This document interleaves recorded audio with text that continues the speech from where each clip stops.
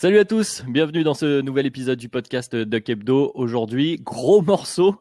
Ce sont des termes et une discussion qui reviennent, j'allais dire, chaque année à la même époque, sauf cette année puisque l'intersaison est un peu décalée.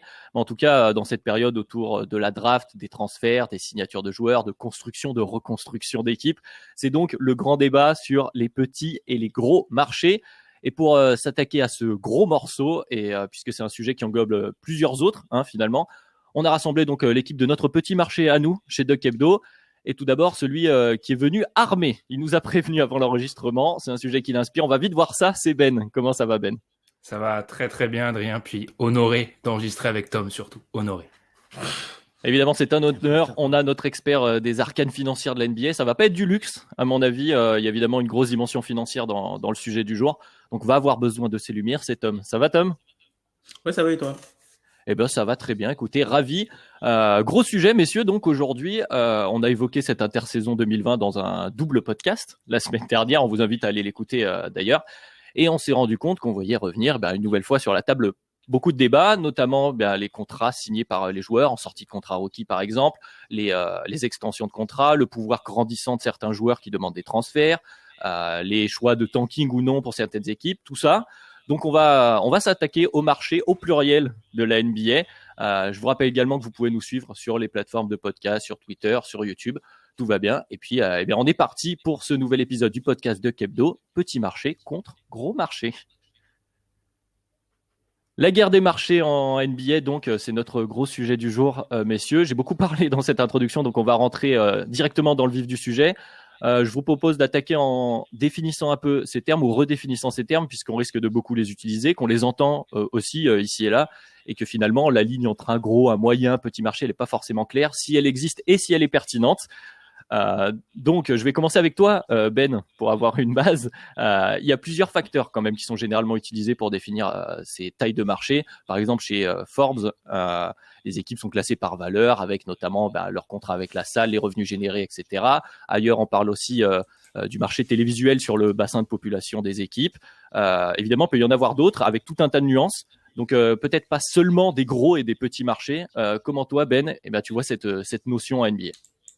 Totalement, je pense que tu as donné l'aspect central, c'est qu'en fait, derrière un terme, gros petit marché, qui revient de façon totalement habituelle et qui sont devenus des termes habituels pour les fans NBA, se cache en fait, tu regardes les discussions sur Twitter, tu vois que tout le monde y met un peu ce qu'il veut dans le marché. Alors qu'en réalité, il y a une définition, et pour les ligues américaines, tu l'as dit, on parle de marché médiatique, media market, et ça se base sur une notion, c'est le DMA.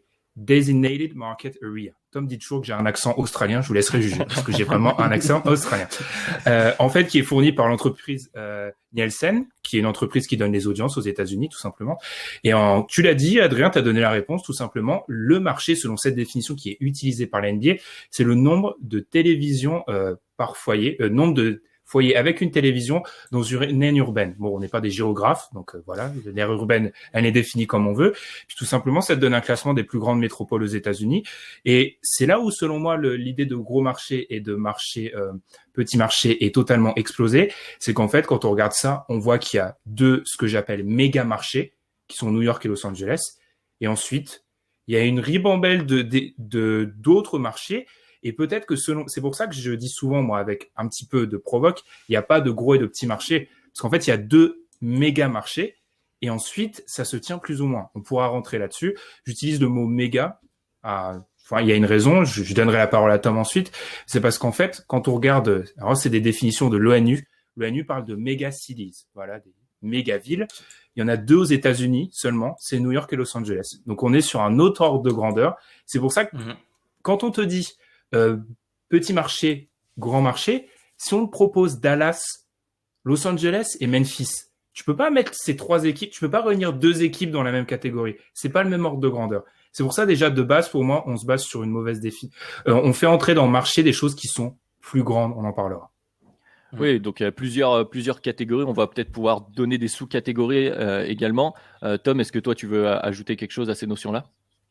Je pense qu'il y a, et effectivement, vous avez vous avez bien défini cadré le sujet. Je trouve il y a quelque chose aussi quelque chose qu'on oublie généralement, c'est par exemple parler en fait à quel point le sport et le basket et la NBA est important dans le contexte du marché. Par exemple, Atlanta, qui est une grosse ville, le basket, les gens s'en moquent quasiment. Donc certes, une grande ville au sens des États-Unis, donc ça peut être vu comme un gros marché entre guillemets, mais d'un point de vue basket, c'est pas le cas. Là, où, par exemple, pour une équipe comme Toronto, c'est tout un pays qui est derrière, tu vois. Où là où on peut pas parler d'un marché simple au sens de la franchise de Toronto, sachant que cette équipe-là, elle représente un pays et tout le Canada. Donc je pense que ce côté-là, c'est quelque chose qui est important dans la notion de marché et quelque chose aussi dont on parle pas forcément, c'est le côté historique de l'équipe. Et moi, je parlerai même pas de marché, je parlerai même de franchise à l'intérieur d'un marché. Ouais. Je parlerai plus de ça. Ouais, c'est des notions qu'on retrouve notamment que j'ai pu voir moi chez Bleacher Report qui parle donc ce que tu disais de market competition, donc la compétition sur le bassin de population et le marché télévisuel avec les autres équipes de la ville notamment qui sont plus ou moins populaires selon les villes et comme tu disais la franchise NBA est pas forcément l'équipe prioritaire. Il parle aussi de team heritage, donc c'est ce que tu disais, l'histoire de la franchise, évidemment, donc les titres, les playoffs, les années aussi passées par cette équipe dans ce marché, puisque des fois les équipes changent de ville, ça peut être aussi important. Et puis ils utilisent aussi des notions de fan support, donc de remplissage de la salle, et ils ont un fan cost index aussi qui est assez intéressant sur le prix moyen d'un ticket avec bière, soda, une casquette. Et une place de parking, voilà exactement. Donc, ce qui est un point très intéressant dans le cas d'Atlanta, parce que Atlanta, je reparlerai, moi j'ai pas mal étudié le cas d'Atlanta. Atlanta est une franchise qui historiquement sur les dernières années remplit plutôt mal sa salle, mais fait payer ses billets dans la haute moyenne de la NBA en fait, ce qui est intéressant. Ouais, c'est des choix. Après, c'est des choix marketing. Et après, on peut rajouter d'autres notions ailleurs parce que, tu vois, tu parlais tout à l'heure, t'as cité une ville du Texas, je sais plus laquelle, Dallas, je crois. Donc, on va aussi après parler des taxations qui sont plus ou moins intéressantes selon les villes, donc qui peuvent jouer. Il y a le cas particulier. Moi, il y a un cas particulier aussi, c'est Miami. Qui est pas un énorme marché à l'échelle de la population, mais qui a cette espèce de dimension luxe, prestige, au-delà du sportif. Donc là, ça fait tout un tas de catégories. Et je crois que toi, Ben, t'as découpé en 6 catégories. Comment t'as un peu découpé ton... Alors, selon moi, on vous l'a dit, je suis venu armé. Moi, en fait, j'ai créé des critères parce que pour moi, le marché est un critère parmi tant d'autres. Moi, en fait, pour classer les franchises, j'ai 6 critères pour ensuite déboucher sur des catégories. Alors, j'ai ce que j'appelle des critères qui vont être inamovibles, qui bougent très peu. Le marché, alors celui-là, on l'a déjà expliqué. Il y a ce que j'appelle le cadre de vie. Météo, taxes, réputation de la ville. Par exemple, Détroit n'a pas la même réputation en 1970 qu'en 2020. C'est des choses qui bougent très peu. Il y a aussi, Tom l'a dit, histoire de la franchise et son environnement sportif. Parce qu'il y a d'autres franchises de sport US. C'est ce qui permet, par exemple, de faire baisser un peu les Clippers face aux Lakers. Quelle est l'histoire de cette franchise, etc. Ça, c'est ce que j'appelle mes 3 critères qui sont pratiquement inamovibles. Le marché va pas changer sur 10 ans. Il peut changer sur 100 ans. Donc on a ces 3 premiers ces critères-là. On a 3 autres critères qui, eux, sont plus sportifs. Le propriétaire, capacité à dépenser, stabilité, etc. Très important. SO Houston. On voit que c'est vraiment important. C'est très important. Ensuite, on a le front office, expérience, capacité à attirer des jeunes joueurs, politique aussi. Parce que il y a un truc, pour moi, il y a une grande mésentente sur ce débat. T'as beau être les Lakers, si t'es en pleine phase de reconstruction, tu seras moins sexy que d'autres franchises qui sont en train de chasser le titre, en fait. On l'a vu, la Marcus Aldridge 2015. Passons. Ouais. Et enfin, ce que j'appelle valeur de l'effectif. Je dis pas qualité, je dis valeur parce que c'est sur le terrain, mais aussi de façon spéculative. C'est ce qui peut expliquer la venue d'un LeBron. Du coup, j'ai marché, cadre de vie, histoire de la franchise et son environnement, propriétaire, front office, valeur de l'effectif. Et de ça, je retire, ça me fait 4 catégories. Alors, quand j'ai beaucoup réfléchi à ça, j'étais à la fac, je me tapais tous les bouquins sur l'histoire des puissances, etc. Donc, ça a influencé un peu ce que j'ai fait. J'ai super puissance, grande puissance, moyenne puissance, petite puissance. Parce que pour moi, il y a des gradations très intéressantes. Et voilà, ça me donne un peu ce classement que j'ai. Je vais pas le détailler, mais je pourrais l'expliquer sur les réseaux sociaux s'il faut. Mais pour moi, ça dépasse un peu le grand marché. Et surtout, je vous laisse la parole. L'avantage, c'est que ça bouge. Parce que on peut pas me dire que les Warriors de 2008, les Warriors de 2016 et les Warriors de 2020 sont dans la même catégorie. C'est trois temporalités différentes. Pareil pour les Lakers. Les Lakers ont beau être les Lakers de 2014 n'ont pas le même pouvoir que les Lakers de 2020. Donc voilà, j'aime bien le fait que ça bouge. tout simplement. Juste avant de te laisser rebondir, Tom, du coup, Ben, j'imagine que pour faire la différence avec ce qu'on disait avant et les énormes marchés, New York, par exemple, n'est pas forcément dans ton tiers le plus haut, là, du coup. Totalement, parce que du coup, alors New York, il y a eu 2-3 franchises pour lesquelles je galère toujours à les placer. Je pense à Milwaukee. Milwaukee, c'est extrêmement difficile parce que d'un point de vue marché, c'est-à-dire marché télévisuel, c'est petit, mais ils ont un propriétaire qui dépense, ils ont un gros effectif, ils ont un front office. Bon, ça se discute après ce qu'on a vu cet été, mais voilà. New York, par exemple, moi, à l'heure actuelle, c'est une moyenne puissance avec des attributs de super puissance. Si New York est bien géré, ils sont incroyables. Ça marche. Ils sont mal gérés. Donc, voilà. Et je donnerai juste la parole. Pour moi, ce débat revient parce que les États-Unis, voilà. Souvenez-vous de vos cours de terminale, hyperpuissance, États-Unis 91. Pour moi, on parle de ça actuellement parce que les Lakers, toutes les planètes sont alignées. C'est le grand marché. Le cadre de vie est incroyable. C'est probablement la franchise la plus glamour. Le propriétaire est prêt à dépenser. Le front office a montré qu'il voulait gagner le titre. Et ils ont LeBron James et Anthony Davis. Ils sont au-dessus de la mêlée. Mais par contre, qu'on n'aille pas me dire que New York, à l'heure actuelle, est plus attractive que Miami. C'est faux. Après, ils ont eu l'histoire aussi. Pour te relancer, Tom, je vais te poser une question. Est-ce que finalement, plutôt que parler là de marché, est-ce qu'on parlerait pas d'attrait d'une franchise à un moment M finalement?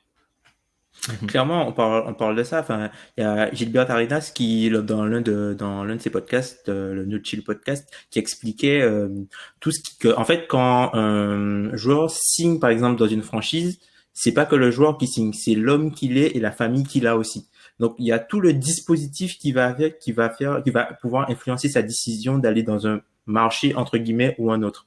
Après, tu as d'autres choses, simplement pour ajouter à ce que Ben a dit. Je pense qu'il y a une notion de connexion avec la ville aussi qui est importante. À New York, je suis désolé. Brooklyn, je suis désolé. Enfin, même, et si on prend l'exemple des Clippers à Los Angeles, et t'as envie de jouer aux Lakers. Tu vois, même quand tu vois à l'époque de Lob City où les Clippers, c'était une équipe qui était potentiellement titrable avec Blake Griffin, puisque il y avait une grosse vague à l'époque. C'était Lob City, les Lakers, ils étaient un peu en dedans. Les gens ne juraient que par les Lakers, même s'ils étaient en difficulté. Donc il y a aussi l'histoire de le côté connexion avec la ville. Et ça c'est hyper important. D'ailleurs, Mitch Kupchak qui a signé le contrat des Wards récemment, qui lui du coup il parlait en 2018, il avait une interview dans ce qu'on appelle Open Court. Donc c'est un setup d'ESPN en fait qui réunit plusieurs GM, et en fait il explique que lui en fait il voit entre guillemets une légère différence parce qu'il a été GM des Lakers, il est ici aussi GM des Hornets.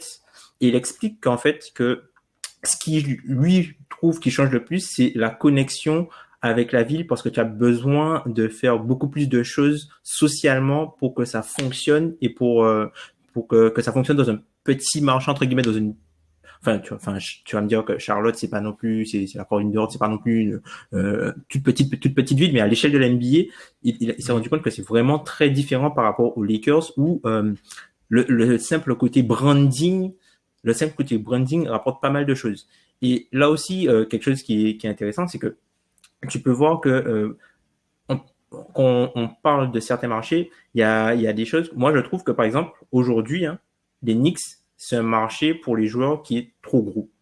Et je pense que personne ne va se risquer à aller aux Knicks dans le sens où, par rapport à l'historique de la franchise, personne ne viendra sans qu'il y ait d'assets, un peu comme LeBron James.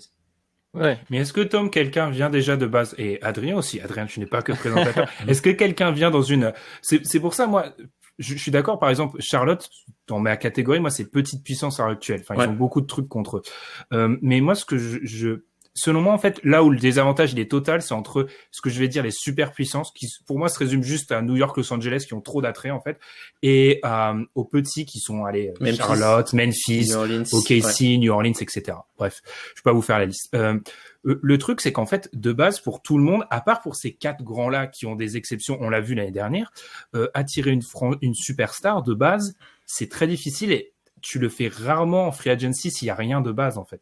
Donc, est-ce que c'est pas non plus le proprio et les Knicks qui sont, et moi, honnêtement, en faisant ce classement-là, je me suis dit, je suis fan des Knicks, c'est encore plus démoralisant de voir que tu as tout ce pouvoir-là et que t'en tires rien à l'heure actuelle. Ouais, bah justement, je pense qu'on a à peu près défini les termes sur lesquels on va discuter maintenant. Il y a toutes ces implications, tu disais. Donc, je pense qu'on peut commencer notamment par cette histoire de signature à la free agency, en se focalisant. Là, on parle beaucoup de stars, mais dans un premier temps, je trouve que ça illustre pas mal. Et effectivement, New York, il y a, comme tu disais, tous ces facteurs sur le front office, sur la compétitivité sportive et sur l'héritage dont tu parlais, Tom, sur les 10, 20, 25 dernières années, c'est très compliqué à New York et forcément ça joue et ça met une grosse pression pour un joueur. Voilà, tu évoquais New Jersey, Kevin Durant est finalement à New York entre guillemets, mais il a choisi New Jersey parce que le costume est peut-être un peu trop grand. Ah, Brooklyn, pardon. Oui, c'est vrai qu'ils ont déménagé, j'étais aux Nets. Je suis revenu aussi dans le passé. Moi aussi, j'étais il y a 20 ans. Ouais. Mais oui, la dernière fois, les Knicks, c'était bon. Ouais. Donc, il a choisi Brooklyn peut-être parce que le costume était trop grand. Mais après, il y a cet attachement à la ville aussi. Je pense que c'est important. Alors, c'était il y a quelques années, mais quand Carmelo Anthony demande son transfert à New York, après les résultats, c'est autre chose. Mais quand Carmelo Anthony décide d'aller à New York, c'est parce qu'il est de New York et que lui, il veut, relever ce défi-là. Ouais, exact. Ça, exactement. Ça, c'est un rebond. Je te laisse la parole, Tom, mais ça, c'est un rebond très intéressant. C'est qu'en fait, alors, c'est un peu c'est pas ricochet, mais vu que New York et Los Angeles sont des méga cities, pour reprendre cette expression-là, la plupart des joueurs de basket viennent de là. Quand Kawhi Leonard va aux Clippers, on dit pas, waouh, il a choisi les Clippers. On dit, il veut retourner à Los Angeles. Paul George aussi. Kyrie aussi. Il y a ça aussi, en fait. Il y a un moment où faut comprendre. C'est pour ça que je reviens sur ce que dit Tom. C'est très vrai. La ville souvent c'est la franchise dans le marché. C'est pas la franchise premier, le marché après. Parce que les Clippers en soi, ils ont rien fait pour, même s'ils se sont remis avec le front office, etc. Ils ont pas l'historique pour attirer deux gros joueurs comme ça. Ouais, surtout que, les Clippers, faut pas oublier l'histoire récente et l'affaire Sterling, hein. Faut pas oublier l'affaire Sterling, hein. C'est quelque chose, l'affaire Sterling, ce qui s'est passé avec le côté Clippers d'Arrel et tout ça. Ce sont des choses qui restent, hein. Ce sont des choses qui restent et, c'est des choses qu'il faut pas oublier je pense, hein, qui ont joué contre les Clippers, hein, puisque les Clippers ont longtemps été vus comme une franchise, entre guillemets, de la loose, hein. Ah bah, c'était malgré qu'ils soient à Los Angeles, tu vois. C'est ça. Ouais, bien sûr. C'est pour ça, Adrien, je suis désolé de trop parler. Je t'en prie, t'es chaud, t'es armé, vas-y. C'est pour ça, vraiment, pour moi, il faut s'éloigner. Le marché, c'est c'est un élément de quelque chose de plus grand. Parce qu'en fait, si tu t'arrêtes au marché, les Clippers, ils ont la 4e force de frappe de la ligue. Sauf qu'en fait, c'est pas du tout vrai. Si tu prends en compte la place qu'ils ont à Los Angeles, si tu prends en compte l'histoire, etc., ils sont pas là, en fait. Là, le truc, c'est qu'on a ce débat-là parce que alignement des planètes totalement incroyable. Les deux franchises des deux plus gros marchés de la ligue, donc les deux franchises de LA et les deux franchises de New York, ont eu du cap et la possibilité d'attirer des gros joueurs au même moment. Donc là, branle-bas de combat, ah là là, catastrophe. Les gars, ça pourrait être bien pire, hein. Si les Knicks sont bien gérés depuis 20 ans, ça fait 20 ans qu'on a les Knicks et les Lakers qui tuent tout, en vrai, si c'est bien géré. Après, il y a quelque chose à simplement rajouter à ça, Ben. C'est simplement que, en plus de cet alignement des planètes, t'as Anthony Davis qui est l'un des plus petits marchés de la ligue, mais qui est une équipe qui n'est pas compétitive. Ça, les gens oublient de le rappeler, qui est une équipe qui n'est pas compétitive, qui se fait transférer aux Lakers. C'est ça. Et qui refuse d'aller dans une autre franchise. Donc là aussi, je pense que ça rajoute un peu d'eau au moulin du débat gros marché, petit marché. Mais pour moi, il n'y a pas vraiment de grosse différence dans la façon dont tu constitues ton équipe. Moi, je pense que la différence, c'est surtout au niveau de la marge d'erreur à laquelle tu fais face. Quand tu es dans un petit marché, entre guillemets, tu as une beaucoup plus faible marge d'erreur que quand tu es, par exemple, aux Lakers. On peut le voir. Les Lakers, ok, ils sont champions, mais les tours de draft, tout ça, le tanking, entre guillemets, déguisé pour ne pas enlever la protection du pic et drafter Russell, Ingram et Ball 3 ans de suite, ça, c'est pas ce qui leur a permis d'aller au titre. Ça leur a permis d'aller chercher le joueur qui était coincé dans une autre équipe. Et du coup, comme c'est ce que Ben parlait, c'est ce dont Ben parlait, du coup, c'est l'attractivité de l'effectif. L'attractivité de l'effectif et la valeur perçue de cet effectif-là qui a permis cet enclenchement-là. Et on parle aussi de ça par rapport à la situation de Giannis qui est lui à Milwaukee et on voit que pas mal de franchises lui font des yeux doux et globalement les franchises qui lui font des yeux doux sont dans des entre guillemets plus gros marchés que dans celui où il est aujourd'hui. Ouais, je pense qu'il y a ce que tu as bien illustré, c'est qu'il y a plusieurs points de vue sur ces petits gros marchés. On a beaucoup parlé du point de vue de la star qui rejoindrait du franchise player, appelez-le comme vous voulez, donc de Giannis, de LeBron qui lui décide de faire un petit ou un gros marché, c'est un peu un cas à part. Et eux, ils ont plusieurs critères. On a parlé donc du prestige, du retour à la maison, du rôle éventuellement. Tu vois, tu évoquais Kyrie tout à l'heure, Ben. Kyrie qui a donc gagné avec LeBron, puis qui ensuite qui a voulu partir dans un premier temps pour redevenir l'alpha dog, comme on dit, donc le joueur majeur. Puis il y a aussi rejoindre les copains. On sait que c'est quelque chose qui se fait beaucoup dernièrement. C'est plus ou moins critiqué, mais c'est des choses qui arrivent. Il y a l'histoire de prestige personnel sur sa carrière. C'est le cas pour LeBron notamment, parce que quand il rentre à Cleveland, ce choix-là, c'est de rentrer à la maison, mais c'est aussi de gagner chez lui. Il y a ces notions qui existent aussi pour Kevin Durant après ses titres à Golden State qui sont décriés, donc il veut prouver qu'il peut gagner ailleurs. Donc ça, c'est tout un tas de critères pour les gros joueurs de la ligue qui vont eux influer ensuite sur cette attractivité de l'effectif, parce qu'effectivement les Lakers avec Anthony Davis, c'est pas la même chose qu'avec sans rien leur enlever Ingram, Ball, etc. Et donc là, du point de vue, si on se place du point de vue du front office ou de la construction, reconstruction, appelons-la comme on veut, des équipes, et donc des second couteau, on va dire, donc de cette fameuse free agency où il y a des gens qui vont, des joueurs qui vont baisser leur salaire peut-être pour jouer à tel ou tel endroit, pour les extensions de contrats. Là aussi, les petits marchés, souvent on critique des contrats où des joueurs sont surpayés entre guillemets. Effectivement, cet attrait-là, il joue aussi sur des plus petits joueurs. Et quand tu dois construire ton effectif, tu passes pas forcément par le tanking. Si tu veux passer par la free agency, tu as des contraintes quand tu es un marché moins attrayant, on va dire, par rapport aux termes qu'on utilise, qui sont bien différentes et qui là ne dépendent plus que simplement que de la star qui veut venir ou ne pas venir. Après, je pense que c'est... Je t'en prie, Tom. Vas-y. Non, vas-y. Je pense que c'est des problématiques après qui s'appliquent à très peu. Il y a qui concrètement qui a un pouvoir de frappe totalement disproportionné en free agency? Il y a les Lakers, visiblement il y a les Clippers, les Nets, ça c'est très récent, hein, parce que je vous dis ça, oui, il y a 10 ans, on rigole. Et Miami, qui serait une exception parce que ils sont 15e au niveau du marché télévisuel, mais le cadre de vie, la franchise fait que voilà, ils tapent beaucoup plus haut. Et eux, c'est décorrélé d'un gros joueur, d'un gros franchise player, contrairement aux autres équipes là que tu viens de citer. C'est ça. En plus. Par contre, ensuite, moi, quand je fais mes super puissances, grande puissance, moyenne puissance, petite puissance, en soi, je trouve que dans cette façon de réfléchir-là, il y a que les petits qui sont vraiment. Je trouve pas, par exemple, que je classe actuellement comme moyenne puissance. Je suis désolé, Adrien. Chicago, je trouve pas qu'ils sont désarmés par rapport à ça. Ouais. Parce qu'en fait, moi, vu que vous avez compris, j'abandonne complètement l'idée de gros petits marchés. Enfin, Chicago. En soi, Chicago, selon moi, n'est pas désavantagé par rapport à ça. Sans oublier, enfin, que la free agency, par définition, par essence, tu surpayes. Donc, que tu sois grand ou petit, tu surpayes, en fait. C'est la loi du marché, ça va être des enchères et tu vas surpayer. Donc, c'est un argument sur lequel je suis pas vraiment d'accord, en fait, parce qu'il y a très peu de franchises qui ont un pouvoir de frappe pour s'en détacher complètement de la free agency et tout miser là-dessus. Avant de te relaisser parler, Tom, je suis désolé, mais vu qu'on est sur Chicago, ça m'a trigger un peu, forcément. Justement, on rejoint tes critères, Tom, parce que Chicago, il y a ce côté gros marché, puisque c'est quand même un gros bassin de population au niveau télévisuel avec l'indice Nielsen, le fameux. On a un gros marché, il y a un gros héritage. C'est une équipe où porter le maillot des Bulls, c'est un prestige, notamment sur cette génération qui a vu Jordan, peut-être de moins en moins puisqu'on avance quand même dans le temps. Mais il y avait, c'est le front office qui mettait un gros frein ces dernières années parce que justement, Gar Forman et John Paxson n'étaient pas gage de, de confiance en tout cas pour les joueurs semble-t-il. Là, ça va peut-être changer, mais c'est là où effectivement on voit qu'il y a tous ces critères-là s'ajoutent. Chicago, il y a oui le prestige, le gros marché, mais ça ne suffit pas pour faire une franchise attrayante de manière intemporelle. Mais surtout Chicago, il y avait aussi le propriétaire qui refusait de mettre de l'argent. Hein. Surtout. On peut le rappeler.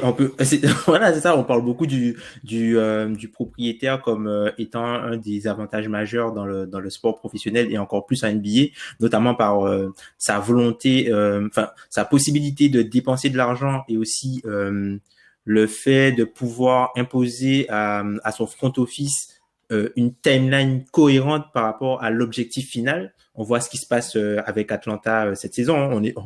On voit ce qui se passe avec Atlanta cette saison. Schlenk, tu sens qu'on lui a dit si on fait pas les playoffs cette année, t'es viré. tu sens clairement que ça ressemble à ça. Oui. Il y a une petite pression.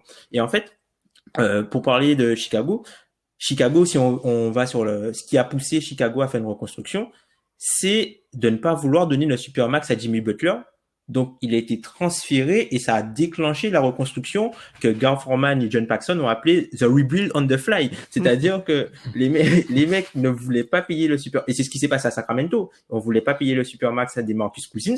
Ils ont totalement raison de réagir comme ça. Du coup, qu'est-ce que ça a créé? Ça a créé le transfert du meilleur joueur de l'effectif. Et du coup, tu passes sur un processus de reconstruction. Pourquoi? Parce que le processus de reconstruction, ça te permet de faire miroiter quelque chose de meilleur que ce que tu as. Et aussi, ça t'achète du temps et ça te permet d'économiser de l'argent. Oui, Tout simplement. c'est tout le problème du propriétaire. Après, on passera à autre chose que les Bulls peut-être, mais Reinsdorf, donc qui est connu pour être un peu une pince, mais qui est aussi propriétaire des comment il s'appelle, des White Sox à Chicago, et on sait qu'il préfère il préfère son équipe de baseball à son équipe de basket.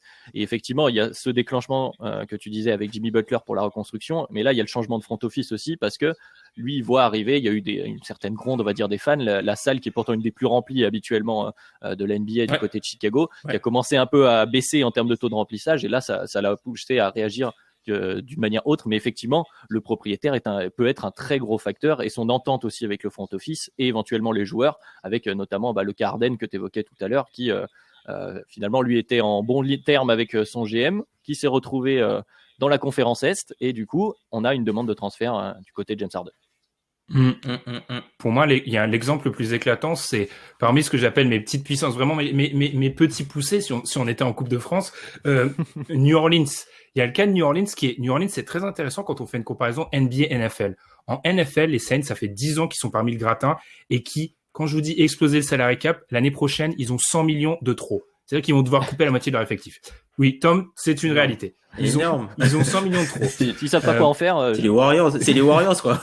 Et en fait, New Orleans, c'est une franchise en NFL, les Saints, qui attire, parce que déjà, c'est une partie des États-Unis qui est le penchant est affirmé pour le football américain.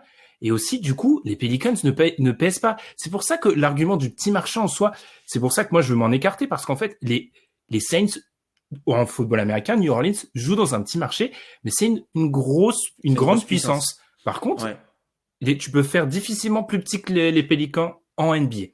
Et c'est de la volonté du proprio, parce que je rappelle, c'est le même propriétaire pour les deux franchises. Donc on voit bien le niveau d'intérêt. Donc voilà. C'était aussi le même staff médical. Aussi, ouais. Bravo. C'était gratuit, merci beaucoup. Mais effectivement, New Orleans, qui est un des plus petits marchés à l'échelle télévisuelle dans la NBA, c'est peut-être le plus petit d'ailleurs. Je l'ai plus sous les yeux, mais en tout cas, c'est un des plus petits, c'est sûr. C'est un des top 3 en bas. C'est avec Charlotte et Memphis. Effectivement, avec Memphis. Charlotte et Memphis. Mais du coup, se pose aussi une question, parce que là, on parle donc de l'attractivité sur une free agency, et on a un peu évoqué comme ça de la construction, de la reconstruction. Parce que cette notion de marché, de gros marché, amène un déséquilibre d'une certaine façon. Alors, pas forcément toujours les mêmes équipes. Comme tu disais, Ben, ça peut fluctuer, mais il y a un déséquilibre en NBA, puisque certaines équipes attirent plus facilement de bons joueurs. Une des solutions normalement utilisées dans les ligues fermées américaines pour rééquilibrer leur ligue au fur et à mesure, c'est la draft.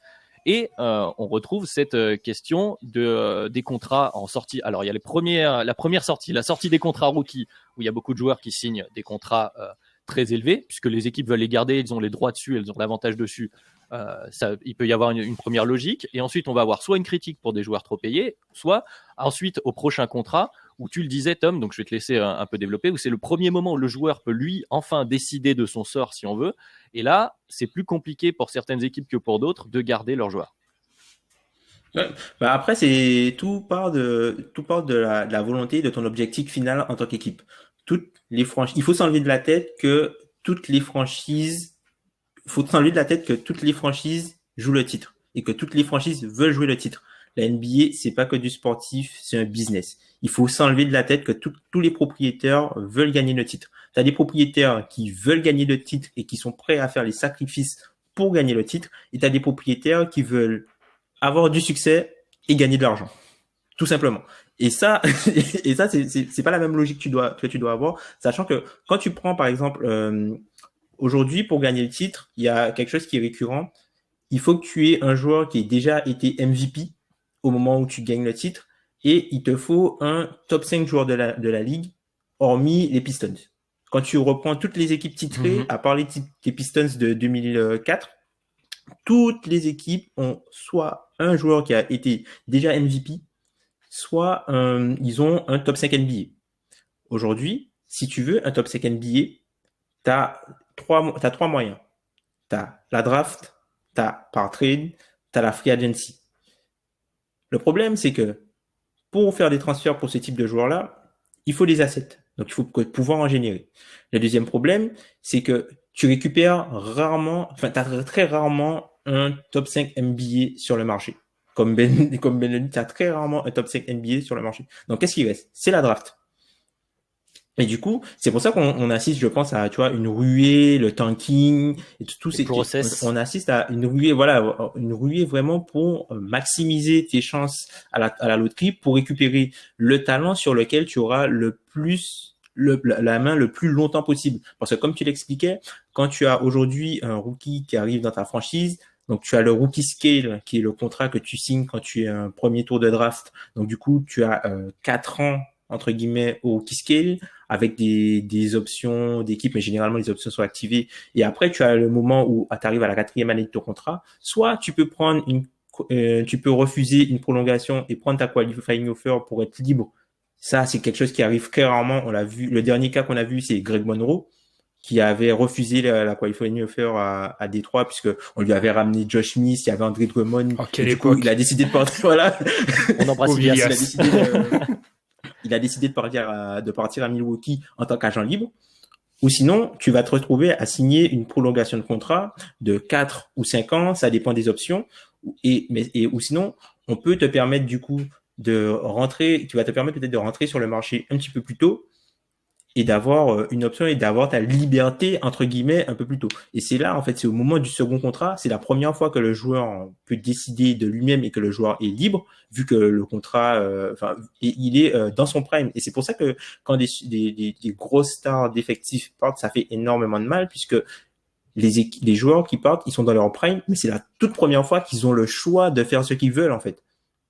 Donc il y a une notion un peu enfin voilà, souvent c'est reproché de pas être loyal, etc. Mais la question c'est, est-ce que ces histoires de supermax avec l'équipe qui t'a drafté, est-ce que c'est suffisant pour toi, Ben, pour rééquilibrer ces équipes à ce moment-là? Parce qu'au moment où les joueurs ils font ce choix, justement, que tu disais, leur première liberté, Tom, généralement vont là, à ce moment-là, va rentrer en compte ce que tu disais, la famille, l'attachement à une ville, une zone. Après, ils sont là depuis longtemps, donc des fois ça peut suffire, ça peut aider. Mais il y a aussi peut-être rentrer chez soi, la compétitivité, peut-être maximiser aussi parce qu'il y a différentes durées de contrat, etc.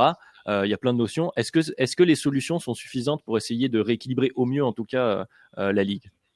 Le problème, c'est qu'on a, à chaque fois qu'on la ligue essaye de mettre quelque chose en place, ça lui retourne comme un boomerang dans la tête, Supermax, etc. En fait, dès qu'il y a un grand chamboulement, on essaye de mettre quelque chose en place, et le problème, c'est que ça ne répond pas, en fait.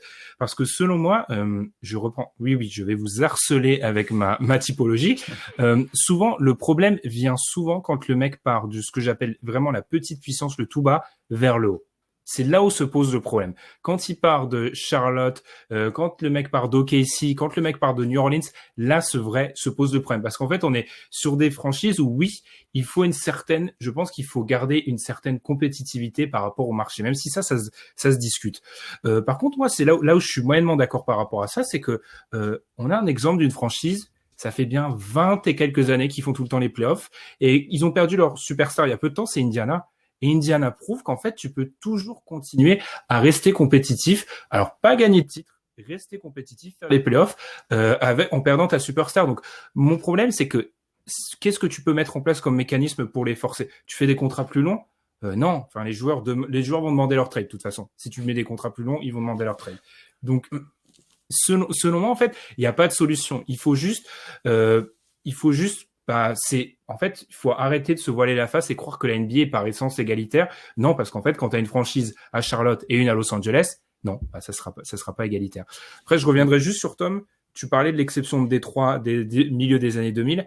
On est à une période où Détroit, San Antonio et Cleveland sont dans le gratin de la NBA. Je crois pas que ça soit Walibi Schtroumpf, tu vois. Enfin, donc voilà. Mais ils ont des top, ils ont des top joueurs NBA. Hein. C'est ça. Enfin, tu vois, les Cleveland et San Antonio, ils ont des top joueurs NBA. Et San Antonio, tu vois, ils ont plusieurs Hall of Famers, même des Hall of Famers qui ont été cherchés loin dans la draft aussi, tu vois. Donc ça, c'est toute une technique. Simplement pour rebondir sur ce que tu viens de dire par rapport C'était sur Indiana que je t'ai vu dodeliner de la tête, Tom, je crois.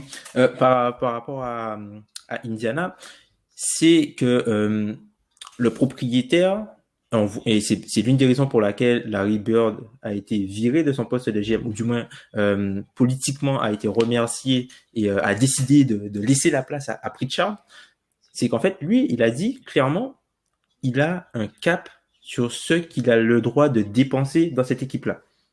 Donc, et on le voit. Et une notion qui est importante, la NBA veut essayer de faire comment ça s'appelle? On ne sait pas où tu veux en venir, donc ça va être compliqué de trouver le vocabulaire. Ouais. Juste en laissant Tom réfléchir, du coup, si je peux juste répondre, c'est qu'en fait, selon moi, ces équipes qui sont des marchés moyens, je pense à Indiana, j'ai mis aussi par exemple Portland, j'ai mis Utah même là-dedans. En fait, elles ont des possibilités de pas reconstruire parce que en fait, leur situation font qu'au niveau de la salle, etc., il y a un fort attachement de la région à eux. Donc en fait, ils ont pas de problème. Là où Cleveland, on a vu que en 3 saisons, ils sont passés de 100% de remplissage de leur salle à 99. L'année dernière, 91. Si ça continue comme ça, ils seront une des salles les moins remplies. Donc, selon moi, en fait, l'idée selon laquelle tu as autant de possibilités sur ta reconstruction, ça dépend vraiment. Il y a ce qu'on appellerait communément, et là où je suis pas d'accord, des petits marchés qui en fait ont beaucoup de latitude, là où d'autres, par exemple, les gars, reconstruire aux Lakers, c'est une catastrophe. T'as pas le temps. Les gens, tu fais pas les playoffs pendant 2 ans, c'est une révolte. Donc, faut faire attention par rapport à ça. Ouais, les attentes sont pas les mêmes, et puis il y a l'attachement, il y a l'objectif, comme disait Tom. C'est-à-dire qu'il y a certaines équipes aussi à Indiana, si, comme tu le dis, tu peux te contenter. Si tu fais les playoffs chaque année, que tu es à peu près compétitif, finalement, t'es pas si mécontent que ça. À un moment donné, sur un malentendu, tu vas peut-être pouvoir atteindre les finales de conf, et là, tu seras très content, voire un peu plus. On leur souhaite en tout cas, et tu seras très content. Mais si pendant quelques temps, tu fais pas les playoffs, c'est pas gravissime. Alors que quand t'es les Lakers, comme tu disais, ou peut-être Boston, enfin en tout cas les équipes historiques, hormis New York, donc maintenant, c'est plus compliqué. Si tu passes beaucoup d'années de disette entre guillemets. Mais quand vous avez évoqué les Spurs aussi, il y a un sujet intéressant. C'est parce que dans cet attrait-là, on a beaucoup parlé de la notion financière pour les joueurs et des choix. Donc souvent le choix est fait de quand même de prendre l'argent, on va dire un maximum, de sécuriser dès qu'ils peuvent, et ça peut se comprendre tout à fait. Mais quand les Spurs ont eu une forme de domination, on va dire pendant une quinzaine, vingtaine d'années, et avec leurs 3 Hall of Famers, les fameux, il y a aussi ces gars qui décident, alors pour différentes raisons, certes c'est un petit marché, mais pour d'autres raisons, ils décident d'avoir un salaire peut-être un peu moindre pour pouvoir laisser la marge à l'équipe de construire un effectif qui reste compétitif. On l'a aussi vu dernièrement à Golden State, aux Warriors. Donc ça, c'est peut-être quelque chose qui peut... Enfin voilà, qui tiqué. Oui, j'ai vu Tom qui a sauté comme ça. Vas-y Tom, je t'en prie. À Golden State, je sais pas qui a fait des sacrifices. Oui, non, finalement, c'est vrai qu'il a caché. Personne n'a fait de sacrifice financier. Thompson a pris le max, Draymond a pris le max, Curry, c'est son contrat. Oui, c'est que Curry, oui, c'est vrai que c'est dans l'autre sens. Curry avait un petit contrat à cause des blessures. Mais au niveau des rôles, là, c'est plus au niveau des rôles. Voilà. Mais c'est vrai que les Spurs, c'était financier, et là, c'était plus au niveau des rôles. Mais en tout cas, voilà, techniquement, San Antonio n'est pas un gros marché. Alors, il y a quand même les taxations du Texas qui peuvent être intéressantes quand même pour les joueurs. Terre républicaine. Voilà, mais d'un côté audience TV et comment dire, je sais pas, prestige, San Antonio à ce moment-là, c'était pas non plus extraordinaire. Totalement.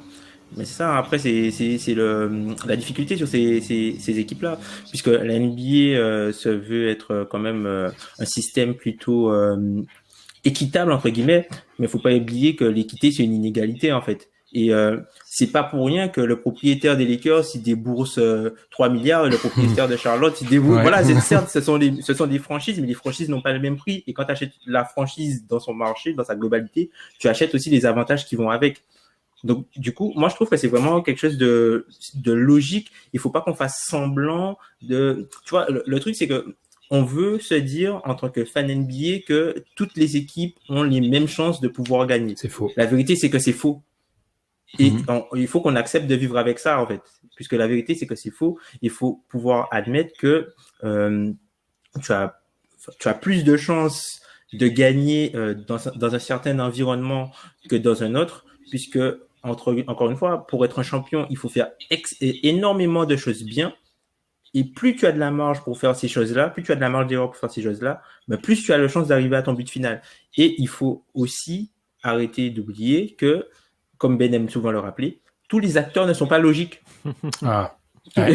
Il faut arrêter. Il faut pas oublier que tous les acteurs ne sont pas logiques. Et la raison pour laquelle une équipe va vouloir reconstruire ou pour laquelle une équipe va signer un joueur beaucoup plus haut que sa valeur sur le marché est différente de laquelle, par exemple, pour laquelle un joueur peut refuser un contrat peut-être à 10 millions pour signer au minimum autre part. Il y a plein de paramètres, l'agent, etc. Beaucoup plus de paramètres. On a Voilà, des c'est exemples, ça. en fait. On a des exemples récents qui montrent que KCP, enfin, on donne souvent cet exemple, qui refuse une extension à Détroit parce que, enfin bref, il y a beaucoup d'exemples. Et c'est là où moi, selon moi, je veux vraiment m'éloigner de cette notion de marché.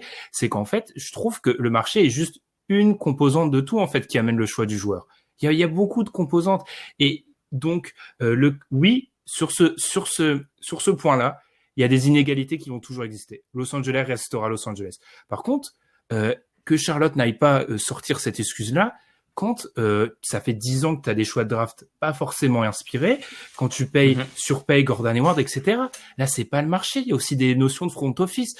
Oklahoma City a 10 ans de bons rendements NBA parce que c'est bien géré, par exemple. Et là où ne marche pas l'argument des manques d'attirance pour les free agents avec Oklahoma City, c'est qu'ils ont déjà 2 top 7, 8 NBA, en fait. Ils ont pas besoin d'attirer. Enfin, tu vois, sur Twitter, je voyais beaucoup ces derniers temps, on a attiré tel et tel joueur. Oui, sauf que déjà, c'est pas prendre en compte les trades qui sont importants, et surtout, c'est pas prendre en compte, bah oui, si t'as une des meilleures Ce que équipes tu as déjà dans l'effectif, ouais, ouais. si tu vas attirer personne, en fait, c'est logique. Donc, en fait, pour moi, c'est trop facile d'utiliser ça comme bouclier. On a l'exemple sur Antonio, on a Memphis aussi. Memphis qui fait un bon run de 7-8 ans très solide.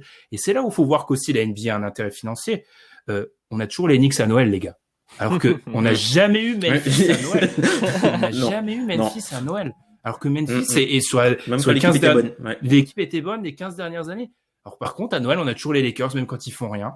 On a toujours les Knicks. Boston, etc. On a souvent les mêmes équipes. Il y a l'intérêt financier derrière. Voilà. Oui, mais parce que cette inégalité, c'est une vérité statistique finalement, ce que vous évoquez depuis tout à l'heure. Si on prend, parce que quand même, ça fait quelques années que la NBA est une compétition, elle existe, voilà. Et effectivement, ça ne peut pas être un hasard sur cet échantillon. Alors, il n'est pas énorme non plus, mais quand même, on le voit bien qu'il y a des équipes avec énormément de titres, et ensuite, on a des exceptions, comme tu disais, c'est pas une fatalité non plus. C'est-à-dire qu'effectivement, quand tu es un petit marché, tu as peut-être des désavantages, mais il va y avoir un titre par-ci par-là pour des plus petites équipes, comme Cleveland il y a quelques années, où effectivement, il faut une certaine conjoncture, forcément. Il faut que tu aies des choses qui aillent dans ton sens, que les planètes s'alignent, mais ça ne peut pas être, ce n'est pas une fatalité non plus. Statistiquement, ça se voit sur l'ensemble de l'histoire de l'NBA. Puis on parle beaucoup des grosses villes qui ont des titres, c'est aussi parce qu'ils sont là depuis le début. Hein. Oui, je veux dire, Miami. Quand il y a cette équipe, c'est plus simple de gagner que quand il y en a 30. Les gars, comparez les titres de Miami et New York et comparez le temps de passer en NBA en fait. Hein. Le ratio il est terrible pour les Knicks. Clairement. Ouais, un peu comme les Celtics, hein, les fans des Celtics, la plupart des fans des Celtics, ils ont vu quoi, peut-être 1-2 titres. C'est ça. Oui, sur l'ensemble. Oui. Et dans ce temps-là, Miami en a gagné plusieurs, San Antonio en a gagné plusieurs, voilà quoi. Enfin, OKC a fait une finale NBA, enfin, Détroit a gagné un titre, enfin, tu vois, il se passait des trucs, en fait. Donc, pour moi, en fait, c'est une partie, je me répète, hein, c'est une partie de l'équation, mais on ne peut pas s'en servir comme bouclier, en fait. Surtout dans une NBA où je trouve quand même que globalement, les front office sont plus en plus forts. Enfin, c'est fini l'époque des mecs en tongs. Hein. Enfin, voilà, il y a quand même une montée de gamme. Et ben, je trouve que là, du coup, c'est là où, comme Tom, tu parlais avec les Bucks, ça joue sur des détails, mais c'est un petit détail de voir un front office de grosse qualité, comme on peut l'avoir au OKC, par exemple. Tu vois, ça fait une différence. Au OKC, il y a quand même Paul George et Chris Paul qui ont accepté de venir dans le fin fond de l'Oklahoma, les gars. Donc, qu'on ne sorte pas que... Paul George qui a re-signé à OKC. Il a re-signé au OKC sans prendre de meeting. Donc, en fait, il faut pas non plus juste regarder, qui on attire en free agency. Je rappelle que la free agency de Kevin Durant, d'après les bruits, Al Horford était prêt à venir, en fait. Hein. Al Horford qui aurait été pour beaucoup de grosses franchises la plus grosse signature de la période. Deuxième meilleur contrat, hein, Al Horford de cette free agency 2016. Deuxième, enfin, quand tu regardes tout ce qui a été signé, probablement le deuxième meilleur contrat à l'époque en termes de production du joueur en 2016, juste derrière Kevin Durant. Donc, voilà. Justement, je pense que pour aller en direction de la fin de ce podcast, on peut faire un peu de cas appliqués. Je pense que ça peut être intéressant. Là, on a défini toutes ces choses sur l'histoire, sur les termes utilisés. Revenons en 2020-2021. Alors, il y a un cas pour commencer, mais on pourra peut-être en faire d'autres. Le cas qui agite toute la NBA, c'est le cas de Giannis d'ici à l'année prochaine, le cas à Milwaukee. Donc, question simple, Tom, tu es Giannis Antetokounmpo. Qu'est-ce que tu préférerais faire comment tu vas faire ce choix? Quels facteurs vont avoir plus ou moins d'importance pour toi en 2020, 2021 plutôt? Moi, franchement, si je suis Giannis, je signe pas l'extension de suite puisque je peux avoir exactement la même chose à la fin de la saison et je préfère me laisser mes options ouvertes tout simplement parce que je peux peut-être avoir envie d'autre chose. Peut-être que je vais gagner le titre à Milwaukee cette saison et je vais me dire, j'ai gagné le titre, je peux m'en aller en paix tranquille. Ou j'ai gagné le titre, on essaye de faire le repeat, pourquoi pas. Moi, franchement, vu que c'est un joueur qui contractuellement, il aura exactement la même chose s'il se casse la jambe. Je demande pas ça pour lui, hein, mais s'il se blesse, il joue pas une minute de la saison. À la fin de la saison, à la fin de la saison, à la fin de l'année, il aura quand même son super max sur la table. Donc moi, je me laisse mes options ouvertes puisque j'ai absolument j'ai rien à gagner à prendre ça tout de suite. Si ce n'est peut-être voir, enlever de la pression autour de moi, enlever de la pression sur mes coéquipiers. Mais après, t'es à Milwaukee, tu vois. Enfin, en termes de pression médiatique, est-ce que tu vas quitter, est-ce que tu vas pas quitter? Tu vois, t'es pas à New York, entre guillemets. Enfin, en termes de pression médiatique, c'est pas la même chose. Donc moi, je pense que je garderai mes options ouvertes. Mais c'est vrai que c'est dur de passer sur 228 millions. Il y a la pression médiatique, mais aussi la pression. C'est pas mal ça comme argument. C'est vrai que c'est difficile. Hein. Il y a la pression aussi sur le front office. On l'a vu, là, ça bouge à Milwaukee. Ouais. Du côté du front office aussi, ils ont un semblant de pression. Et peut-être qu'aussi le fait de re-signer peut aider à attirer d'autres joueurs puisqu'ils vont avoir une sécurité sur quelques années. Est-ce que toi, Ben, pareil, tu penses que c'est l'option la plus raisonnable si on s'appelle Giannis Antetokounmpo? Si je suis Giannis, alors déjà, je suis content d'être né avec de telles capacités. Des bras téléguidés. Avec des bras. Ouais, je suis super content. Et ouais, je pense que Tom a raison, en fait. Là, les Américains aiment bien utiliser le terme de leverage. C'est toute une question, en fait, de marge de manœuvre. Et en vrai, oui, t'as aucune mettre de la pression. Ça, tu vois, j'aime pas cette espèce qui existe chez beaucoup de fans NBA en fait de sacrifice humain du joueur. Il devrait re-signer pour montrer sa fidélité. Non, en fait, c'est du business comme l'a dit Tom. Même si je vais pas lire toutes mes notes, mais Mark Cuban explique souvent qu'en fait, contrairement à un business, il y a de l'émotionnel. Ouais, c'est ça. Et oui, il disait par exemple, il avait bien expliqué. Ouais. Il disait par exemple quand Amazon détruit le plafond des stocks de Wall Street, il y a pas de parade. Quand les Mavericks gagnent un titre, il y a une parade. Tu vois, là, il y a l'émotionnel. Mais oui, bien sûr, Giannis attend et garde toutes tes options ouvertes. En fait. Surtout que Tom l'a dit. Enfin, Tom a dit ce que j'ai dit. Un top 5 NBA, ça arrive pas souvent. Donc tout le monde va se plier en quatre pour l'avoir. Donc qui garde cette option, tout simplement. Eh ben alors je vais tordre encore un peu la question parce que je suis assez d'accord avec vous sur le cas de Giannis. Je pense que c'est le choix le plus logique. Si on n'est pas Giannis, si on n'est pas un top 5 NBA, si on est un free agent qui peut être titulaire dans une équipe compétitive, actuellement là, en 2020-2021, quelles sont les équipes qui sont Lakers. Voilà, non, mais, bon, les c'est Lakers. La fin de la liste. C'est la fin de la liste. Ah, c'est quand même un peu dur. Mais voilà, en tout cas, peut-être en diviser, peut-être pas citer les 30, encore que si vous voulez, on peut prendre un peu de temps, mais quelles sont les équipes qui sont plutôt hautes, plutôt moyennes, enfin, selon le profil qu'on a, parce que selon l'âge aussi qu'on peut avoir, si on est, par exemple, un Chris Paul, c'est pas la même chose que si on est, je sais pas, Oladipo. Voilà, Oladipo, par exemple, très, très bonne idée. Ou Montrezl, qui vient de signer, mais là, c'était aussi intéressant. Enfin, voilà, il y a différents profils. Quels sont les différents types d'équipes qui ont le vent en poupe selon le projet, selon vous, en 2020, 2021, peut-être 2022, on peut quand même se projeter sur 2-3 ans quand même.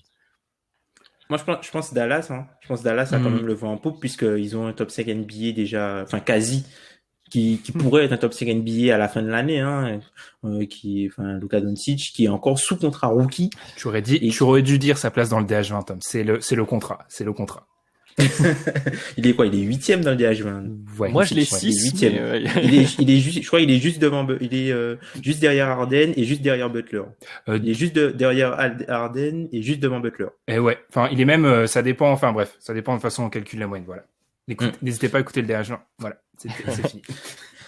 Et, du coup, t'as Luka Doncic qui est déjà en poste, t'as Kristaps Porzingis qui est aussi déjà en poste. Et je pense que la façon dont Rick Carlisle joue, si par exemple tu es un petit, quand tu vois ce que Rick Carlisle a pu faire avec des gars comme Seth Curry, des gars comme Barea, des gars comme Trey Burke, des gars comme, enfin, et j'en passe, hein, les petits entre guillemets qui ont été à Dallas, il a su les magnifier. Donc si tu es un joueur comme Victor Oladipo, ça peut être bien d'aller moi à Dallas. Si Dallas, mais Dallas est plus préoccupé par Giannis. Miami aussi, ça peut être quelque chose d'intéressant, même si moi je trouve que le côté hit culture, c'est pas fait pour tout le monde et tout le monde n'a pas sa place dans ça. Et là où certains joueurs vont totalement briller, totalement apprécier, c'est le côté culture et le côté vraiment ancrage Miami, fort équipe. Il y a certains joueurs, ils veulent pas se réveiller à 6 heures du matin pour, il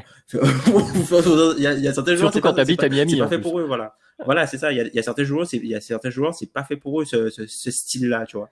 Donc, je pense que, tu vois, Miami, je pense que, en termes de notion de sacrifice, il y a quelque chose de plus que tu dois avoir en toi, en fait. C'est pas simplement, le marché, enfin, en termes d'équipe, il y a vraiment un mindset vraiment à avoir si tu veux aller et fitter dans cette équipe-là. Ouais, donc là, on est sur des équipes sur allez, les 3-4 prochaines années. On est quand même sur un projet moyen terme. Est-ce que tu en as d'autres à rajouter? Donc, hors Lakers, Ben, évidemment. Alors moi, en fait, vu que tu vois, dans la façon dont je classe les équipes, il y a ça qui est pris en compte. Pour moi, je descends jusqu'à l'idée de grande puissance NBA. En gros, juste, pour moi, quand tu descends en dessous, moyenne, je prends l'exemple d'Indiana, ils ont pas cette capacité d'attraction. En gros, si je prends les équipes que j'ai Lakers tout en haut, j'ai Clippers, Nets, ensuite j'ai Heat, Celtics, 76ers, Rockets, Mavericks, Warriors, et j'ai mis parenthèse Milwaukee parce qu'on sait pas ce qui va se passer. Selon moi, c'est les équipes qui ont le pouvoir d'attraction pour un mec, parce que tu sais qu'avec ces équipes-là, en gros, tu es deuxième tour des playoffs, voire tu peux être en finale de conf, en fait, selon ce qu'on veut dire. Pour moi, je surcote peut-être un peu les Warriors sur ce qu'ils ont fait récemment. Mais pour moi, si tu as un mec, un bon titulaire, voilà, c'est ces équipes-là, t'en as combien? 1, 2, 3, 4, 5, 6, 7, 8, 9, t'en as 9, voilà, qui sortent du lot, tu vois. Parce qu'en fait, tu vas jouer le titre, tu es sur des marchés, pour la plupart, qui sont plutôt intéressants, quand je parle encore une fois de taille, etc., le cadre de vie, etc. Tout rentre en compte pour que ça soit des bonnes destinations. Oui, parce qu'en plus, quand tu es un role player, il y a effectivement cette compétitivité qui est intéressante, mais selon le cas, ça peut être aussi tu veux te montrer une nouvelle fois parce qu'il y a des contrats à aller chercher derrière qui peuvent être plus importants. Tu peux te relancer. On pense c'était il y a quelques années. Maintenant, ça va être compliqué. Voilà, Dwight Rondo. Il y a eu Cousins un peu avant. Bon, malheureusement pour lui, ça s'est très mal passé, mais l'idée de sa signature à Golden State était totalement dans cette logique-là. Donc, il y a différents. Et puis, si tu es un peu plus vieux, peut-être refaire remonter ta cote comme a pu le faire Chris Paul dernièrement, et puis qui est maintenant un chouchou de la NBA, grand bien lui en face, tant mieux pour lui, effectivement. Donc effectivement, je pense que j'aurais pas grand chose à rajouter. Après, je trouve que finalement Miami, tu l'as bien dit, Tom, c'est vraiment une situation à part entière. C'est vraiment, pour moi, ils sont vraiment à part parce qu'on est dans un marché finalement pas si grand. Comme tu as dit, il y a une culture sportive qui a l'air assez ancrée justement de par le front office et le propriétaire, parce que c'est ça. Tout tourne autour de ce cher Pat Riley. Et puis avec un contraste avec cette ville un peu de la luxure, du bling bling, etc. Ça, qui le rend un peu, qui rend un peu Miami un peu à part du reste. Il y a même, je pense que tu peux même faire une frontière entre, pour un joueur, il faut le regarder s'il est marié ou pas, tu vois, parce qu'un mec, je pense qu'un mec marié, tu vois, madame est pas fan s'il va à Miami, tu vois, je pense de base. Là où, tu vois, je pense qu'il faut rappeler juste la stat, c'est que en termes de marché télévisuel dont on parlait, Miami est 16e. Miami, c'est derrière Minneapolis, les gars, en termes concrètement. C'est là où Miami sort un peu du cadre. Enfin, vous faisait partie des équipes que c'est difficile à classer Miami, mais voilà. Enfin, moi, je trouve ça juste intéressant. Voilà, arrêtez de parler de gros, de petits marchés. Juste réfléchissez que tout simplement, voilà, Washington, c'est quoi, tu vois, par exemple. Washington, c'est quoi? Pour moi, Washington, ce serait du même niveau que Chicago, puisque certes, peut-être sportivement, c'est quand même la capitale. C'est ça, c'est la capitale. D'un point de vue télévisuel. Il n'y a pas le prestige historique, quand même, à Washington. Oui. Ouais, mais pour moi, tu vois, ils sont, actuellement, je les ai mis dans le même groupe, dans mes groupes qui bougent, ils sont dans le même groupe, en fait, parce que, oui, Washington, septième marché télévisuel, mais, la ville, c'est celle des, c'est la politique. C'est politique, c'est la ville du football américain, c'est pas la ville des Wizards, en fait. Puis, alors, le front office, là, on a quand même eu des belles choses, donc, tu vois, enfin, bref, c'est pour ça, en fait, l'attractivité, ça évolue, tu vois. C'est pour ça que ces concepts de gros marchés, etc., ils sont inscrits dans le marbre. Et ça, tu vois. Par exemple, si encore une fois, je suis désolé, je reprends mes trucs, tu peux pas mettre les Knicks en l'état au même niveau que les Celtics, que les Rockets, que les Mavericks. C'est inconcevable de faire ça. Enfin, parce que vu la franchise que ce n'est pas possible. On en revient à par exemple, tu vois, les Knicks n'ont même pas attiré Kemba, tu vois. Exactement. Kemba parce que le costume est trop grand pour un Kemba Walker. Non, je pense vraiment moi c'est vraiment c'est chez lui, ouais, c'est chez lui. Après je pense que sportivement, je pense qu'il a fait le choix de Boston puisque sportivement il voulait autre chose. Alors oui, on va rétablir une vérité par rapport aux Hornets. Les Hornets n'ont pas refusé de payer Kemba Walker. Les Hornets ont proposé 177 millions sur 5 ans à Kemba Walker, offre jugée déplacée parce que le joueur était éligible à 220. On n'est pas sur la même échelle de salaire. Ouais. On vit pas tous la même chose. Mais effectivement, mais je pense que New York aussi est un cas très particulier parce que là, on a, tu parlais de rentrer à la maison, etc. Melo s'y est cassé les dents. Après, il a sa part de responsabilité, mais le fait est qu'il s'y est cassé les dents. Et c'est très dur maintenant de se dire, je vais arriver à New York. Si tu arrives à New York et que tu es une superstar, ce qu'on te demande, c'est de remettre New York tout en haut. Et là, moi, je pense que la signature de Durant aux Nets prouve bien que ça va être compliqué, c'est pas de sitôt que ça se fera par une signature d'un top NBA qui va vouloir y aller. Parce que à part LeBron, qui peut faire ça, qui peut faire ce type de choix, c'est très compliqué. Là où je suis moyennement d'accord, c'est qu'en fait, il choisit les Nets parce que les Nets, ça fait 5 ans qu'ils sont bien gérés, qu'ils ont un bon JM, que la franchise est prête à mettre de l'argent, aussi. Enfin, il se passe plein de trucs en fait. Là où les Knicks, oui, il faut remettre New York sur la carte, mais quoi, avec James Dolan qui vire des anciennes. Mais justement, c'est trop dur peut-être. Mais ça rentre dans la balance. C'est ça. Je pense que si tu arrives avec un proprio même pas bon, je dis juste normal, c'est mon niveau d'attente à l'heure actuelle, un front office carré, un effectif même jeune, les mecs se pressent pour aller à New York. C'est juste que c'est juste un foutoir total. C'est pour ça que je suis moyennement d'accord avec l'argument de la pression est trop haute. Aller aux Lakers, c'est pas non plus c'est pas une sinécure. Enfin, même aller à Boston, la pression était folle difficile. sur LeBron là. Là, il avait intérêt à gagner dans les quelques années. S'il le fait pas, ça allait entacher grandement son héritage dans l'histoire de la NBA. Puis, oui, je t'en prie, Tom. Non, parce que même regarde, par exemple, là tu viens de parler de Dolan du proprio. Regarde par exemple Clay Bennett, qui est le propriétaire d'OKC. Le mec, on le connaît pas. Mais si, lui, tu vois, ce mec, le proprio, là, tu penses que Presti, là, les moves qu'il fait, il a pas une assurance derrière? Il a pas une assurance derrière? Le Clay Bennett, il a bien compris. OKC est devenu OKC parce que ils ont eu des hauts choix de draft. Presti, qui est l'homme au pouvoir, a fait les bons choix au bon moment pour drafter les joueurs. Bon, après, il y a eu le transfert d'Arden, mais chose aussi qu'on oublie, certes, il y a eu l'année où ils font le transfert d'Arden, c'est leur meilleure année juste après. Comme Ben l'a rappelé lorsqu'il a fait son classement des plus grosses puissances, c'est leur meilleure année juste après. C'est juste que Pat Beverly pète le genou de Westbrook et ils se font sortir. Mais c'était probablement la meilleure équipe d'OKC statistiquement entre guillemets sur la saison régulière. Donc ça, si peut-être il gagnait le titre cette année-là, on en parlerait moins du trade d'Arden, même si bon, Arden est devenu le joueur qu'il est devenu. Mais tu vois, Bennett, il a compris la stratégie. Ok, on prend des contrats, on paie la taxe, machin, t'inquiète pas, je sais que j'ai confiance en toi, tu vas pouvoir transférer les joueurs. Le propriétaire d'OKC, tu n'entends pas parler de lui. Tu sais même pas qui c'est.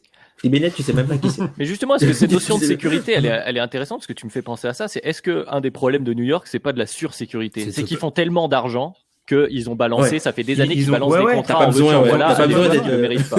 Ils n'ont pas besoin de bien gérer entre guillemets. Les gars, les Knicks, ils remplissent le Garden à 95% l'année dernière. Vous voyez ce qu'ils font depuis 10 ans. Ils remplissent toujours, en fait. Donc, voilà, ouais, ils ont, en fait, il y a sécurité de faire de l'argent, insécurité des postes. C'est pas le bon mariage. Et d'ailleurs, je rebondis sur ce qu'a dit Tom. On peut prendre aussi l'exemple de feu Paul Allen à Portland, qui balançait tout, en fait. Qui mettait de l'argent partout. Portland, d'après, voilà, moi je les ai mis dans moyenne puissance. C'est Portland, c'est pas énorme, mais le mec balance tout en fait.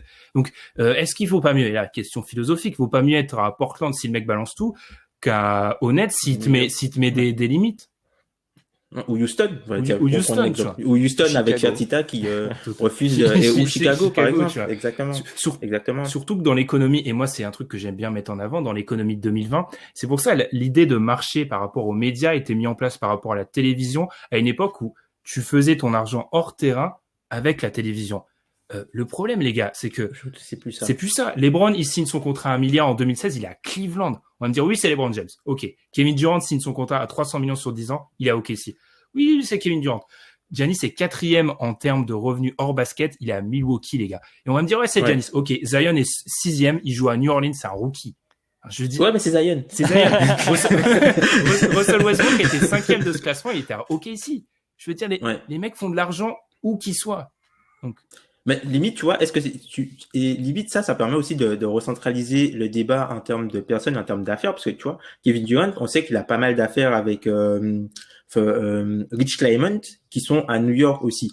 Et tu vois, au bout d'un moment, en termes de business, le basket, c'est ce qu'ils font pour vivre, mais ils ont pas besoin de ça pour vivre puisqu'ils génèrent tellement autour de ça, tu vois. Ils génèrent tellement autour de ça que limite, ça devient secondaire. Et tu vois, tu peux avoir des choix où le mec, il va faire du basket, entre guillemets, pour s'amuser, parce que c'est sa passion, son plaisir, mais ailleurs, tu vois, c'est pas vraiment ce qui le rémunère, en fait. Oui, et puis du coup, ça me T'arrives à des stades où c'est pas ça. Ouais, non, mais ça me fait penser à cette notion de culture parce que là, on parle les gros marchés qui font, où tu vois les joueurs qui fluctuent, qui bougent, etc., où tu rechanges d'équipe, tu payes des gars et puis on recommence. Et cette notion de culture qu'on évoquait un peu avec Miami, mais qui est peut-être aussi un des avantages, entre guillemets, en tout cas de quelque chose qui vient contrebalancer les défauts d'un petit marché, c'est que tu es obligé de construire un peu sur la durée. Il y a des gars qui sont là. Et je crois que c'était une déclat de Donovan Mitchell quand il y a quelques années où on lui avait posé la question, est-ce que vous irez dans un gros marché? Et qui disait, moi j'estime qu'on peut gagner dans un petit marché parce que nous on se crée une culture de vestiaire et on est ensemble et il y a une solidarité sur quelques années. On a un projet où va y avoir un noyau dur de joueurs qui va se dire, allez, maintenant qu'on y est, on va continuer. Et c'est le cas notamment aussi à Portland, là par exemple, où tu en parlais, où Lillard s'est fait un point d'honneur à essayer d'aller le plus haut possible, en tout cas pour le moment, en restant à Portland. Lillard, top 10 des mecs qui font de l'argent hors terrain, Portland. Enfin, des exemples, si vous voulez, je les ai, enfin, il y en a plein, quoi. Après, tu vois, ça aussi, c'est quelque chose, on a parlé de la longueur des contrats, ça va être plus difficile. Avant, quand tu signais des mecs sur 7 ans, tu savais que tu savais que t'avais de la longueur avec le gars. Le gars, même s'il demandait son transfert, tu vois, t'as 7 ans de contrat, tu vas pas demander ton transfert en année 2, 3, où tu vas pas mettre la pression sur le front office parce que t'es même pas à la moitié de ton contrat. Là où aujourd'hui, les propriétaires ont voulu, pour se préserver d'eux-mêmes, des contrats plus courts, mais du coup, les contrats plus courts, ça a été déjoué contre eux puisque les contrats sont plus courts, les joueurs gagnent plus. Et du coup, ils peuvent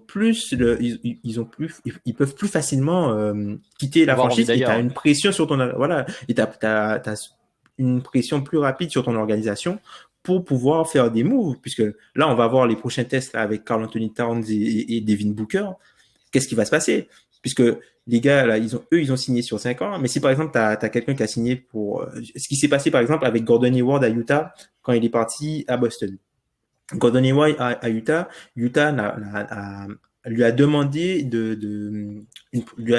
d'aller chercher un contrat ailleurs au lieu de lui proposer une prolongation de 5 ans directement à sa sortie de contrat rookie. Il est allé voir Charlotte. Charlotte lui a donné un 3+1. Ben, ce qui s'est passé, c'est que après 3 ans, Gordon Hayward, il a pris son option, il est parti à Boston. Après, je pense qu'il y a quand même des franchises où je répète, Utah a le temps, en fait. Utah a le temps. Je trouve qu'il y a des franchises qui ont, et c'est pour ça la notion petit marché, gros marché. Il y a des franchises, il s'est créé un tel attachement. Je pense à OKC, je pense à San Antonio, où elles ont un temps supérieur à certains gros marchés en fait. Donc l'idée selon laquelle ils ont pas le temps, ça c'est du cas par cas, tu vois. Les Lakers ont pas le temps. Je pense que Indiana a le temps, tu vois. Il y a des franchises, voilà, ça vient du proprio, etc. Enfin bref. Il y a beaucoup de points qui font que non, en fait, abandonner gros marché, petit marché. Le dernier exemple pour moi qui prouve qu'il y a plein de paramètres. Denver, pour moi, c'est potentiellement une des meilleures reconstructions de ces dernières années. Enfin, ils sont partis de fin de mélo à on est en finale de conf, on est une grosse franchise. Ils entament leur reconstruction en 2013, en gros. Après 10 ans de George Cloud, ils prennent Brian Shaw, ça marche pas, etc. Bref. En 2013, il se passe un truc à Denver, c'est qu'en football américain, Peyton Manning arrive. Et en gros, la franchise devient une franchise dominante de football américain. C'est beaucoup plus facile de faire passer une reconstruction dans une ville quand t'as l'autre franchise qui pète tout au football américain et pendant le temps, tu reconstruis et tiens, Peyton Manning part, on est de retour en playoff, les gars. En gros, les fans de football américain vont me corriger, ça se joue à 1 ou 2 ans, je crois. Mais en gros, c'est ça l'idée. Enfin, c'est beaucoup plus facile. Donc, t'as plein de paramètres qui se résument pas à, on prend une carte, ils ont 15 millions d'habitants, oh là là, on peut rien faire. Non, c'est plus compliqué. Vas-y. C'est ça. Et puis après sans te couper, Adrien, après c'est simplement pour revenir sur la partie reconstruction. Hein. Il y a aussi un idéal des fans qui veulent que la reconstruction y a un biais de jeunesse, se fasse avec des joueurs. T'as l'impression que tu es dans Football Manager et tu dois gagner la Ligue des Champions avec que des joueurs formés au club. Non, c'est pas ça. Voilà, c'est ça. C'est ça, il y a un biais où pour qu'une reconstruction soit dite valable, il faut que ce soit fait de la avec maison, la vision qu'il y a eu, on les a vus arriver, on a vu les bons potentiels, de chez nous, on les a fait monter. Et ça, c'est quelque chose qu'on voit, ça s'illustre parfaitement. Alors, voilà, petit parallèle, ça s'illustre parfaitement sur NBA 2K. Chaque année, les fans créent les classes de draft des années qui arrivent, en se disant, bah voilà, l'année prochaine, il y aura tel joueur, par exemple, pour l'année prochaine, Kate Cunningham, etc. Et bien, chaque année, le potentiel des joueurs sont toujours très élevés parce que les mecs sont tellement fans, ont envie d'avoir que ce gars-là, il va exploser, qu'au bout de, si tu fais plusieurs saisons dans NBA 2K en téléchargeant les classes de draft faites par les fans, bah, c'est toujours les rookies des quelques années qui vont devenir les meilleurs joueurs. Toujours, à chaque fois. Ça, je pense je m'impose pas présentateur, mais il y a un truc pour finir, je pense que c'est le point super important. C'est John Odiger, qu'on cite souvent, qui travaille pour The Athletic, qui était un ancien de Memphis, qui disait, dans un de ses articles, il y a une phrase qui passe souvent dans les front office NBA. You are either selling championship or selling hope. Soit tu vends un titre, soit tu vends de l'espoir. Voilà, c'est ça. Tout simplement. Bah, très bien, bah, c'est parfait. Voilà, tu t'imposes pas, mais tu imposes une conclusion parfaite. C'est bien, parce qu'il fallait qu'on arrive au bout. On a beaucoup parlé, mais c'est vrai que c'est un sujet qui englobait pas mal d'autres. C'est une discussion qui pourrait continuer encore un bon moment, j'imagine. D'ailleurs, donc merci à tous nos auditeurs d'être restés jusqu'au bout. N'hésitez pas à continuer la discussion avec nous également, pourquoi pas. Sur YouTube. Bien plaisir. Notamment, j'y arrive, bien sûr. On va se retrouver très vite. On est disponible donc en podcast sur toutes les plateformes, vous le savez maintenant. On est sur Twitter, @dunkebdo. Et maintenant sur YouTube également avec des petits bonus pour nos spectateurs. On espère d'ailleurs que les spectateurs visagistes seront un peu tolérants puisqu'on n'a pas notre égérie visuelle, notre égérie visuelle Alan qui est pas là juste pour lui souhaiter un bon rétablissement quand même s'il a eu un petit souci cette semaine, rien de grave, rassurez-vous. Mais on pense à lui. Et donc, eh bien, pour les prochains épisodes, on va devoir probablement rentrer dans le vif du sujet de cette saison quand même, qui nous attend en fin décembre. Et ben d'ici là, merci à tout le monde. On vous souhaite une excellente semaine à tous et merci à vous les gars. Merci à toi Adrien. Salut.